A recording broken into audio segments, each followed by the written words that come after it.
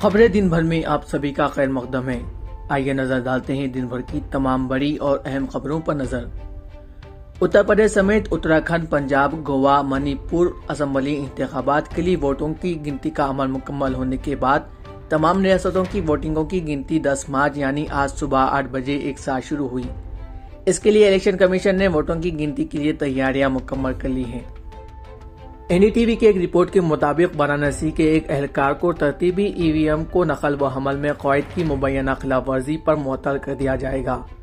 ज़राए ने बताया कि इलेक्शन कमीशन ऑफ इंडिया ने वाराणसी के additional district magistrate NK Singh के खिलाफ तरतीबी ईवीएम के नकल व हमल में क़ायदे की खिलाफ वर्जी पर कार्रवाई का हुक्म दिया है। उत्तर प्रदेश में इंतखाबी नताइज से कबल वोटिंग मशीनों में हेराफेरी के दावों को हिमायत करने के लिए समाजवादी पार्टी ने एक वीडियो ट्वीट किया। वीडियो में एक एहलकार प्रोटोकॉल की खराबी का एतराफ करते हुए सुना जा सकता है। वाराणसी के कमिश्नर दीपक अग्रवाल को वीडियो में ये कहते हुए सुना जा सकता है कि इलेक्ट्रॉनिक वोटिंग मशीनों की नकल व हरकत में प्रोटोकॉल में कोताही हुई थी, लेकिन मैं आपको यकीन दिलाता हूं कि वोटिंग मशीनों को ले जाना नामुमकिन है। अगर सियासी जमातों की नुमाइंदे चाहें तो वो भी चौकसी बरकरार रख सकते हैं। वाराणसी में ईवीएम ले जाती गाड़ी पकड़े जाने के बाद रियासत का सियासी माहौल गर्म हो गया है।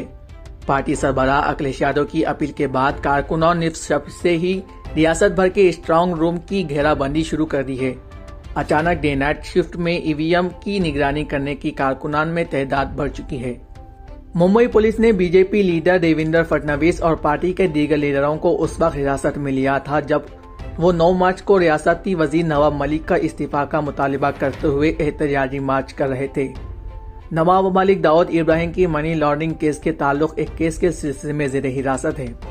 महाराष्ट्र के साबिक वजीर आला देवेंद्र फडणवीस की तरफ से महाविकास अकारी हुकूमत पर अपोजिशन लीडरों को झूठे मुकदमात में फंसाने के लिए सरकारी एजेंसियों का गलत इस्तेमाल करने के इल्जाम लगाने के बाद शिवसेना रहनुमा संजय राउत ने 9 मार्च को बीजेपी पर तनकीद की और कहा कि मरकजी हुकूमत, एनसीबी, सीबीआई और ईडी जैसे एजेंसियों को बीजेपी ने झूठे मुकदमात बनाने की तरतीब दी है।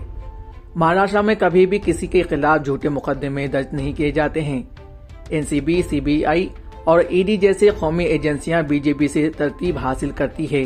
तेलंगाना के वजीर आला के चंद्रशेखर राव ने सरकारी शोबों में 90,000 से जायद आसामियों का ऐलान किया है।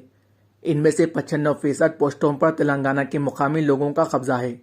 रियासती हुकूमत 80,093 आसामियों को फौरी तौर पर पुर करने के लिए बराह रास्त भर्ती शुरू करेगी, जबकि तकरीबन 11,103 कॉन्ट्रैक्टर वर्कर्स की मुलाजिमतों को बाकायदा बनाएगी।